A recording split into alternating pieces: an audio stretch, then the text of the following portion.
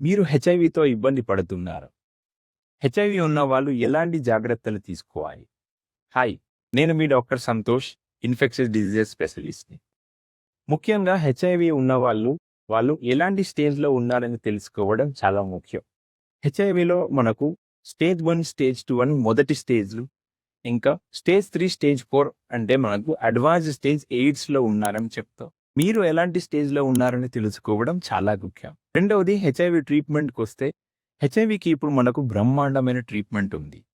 ముఖ్యంగా మీరు వాడే ఏఆర్టీ మందులు ఇప్పుడు మనకు మార్కెట్లో ఉన్న సరైన లేటెస్ట్ ఏఆర్టీ మందులా కాదా అనేది తెలుసుకోవాలి.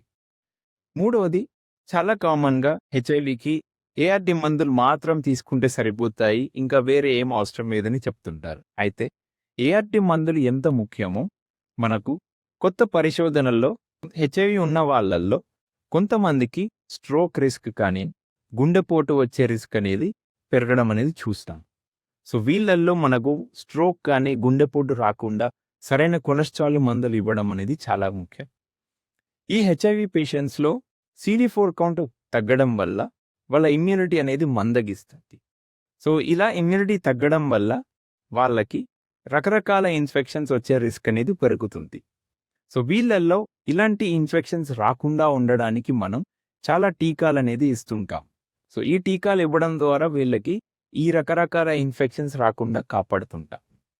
సో మీరు గనక హెచ్ఐవికి తీసుకునే ఏఆర్టీ సరైన లేటెస్ట్ ఏఆర్టీ మందులా కాదా, మీకు ఎలాంటి టీకాలు అనేది అవసరం, ఇలాంటి సందేహాల కోసం మీ ఇన్ఫెక్షస్ డిజీజ్ స్పెషలిస్ట్ని కలవండి. Thank you.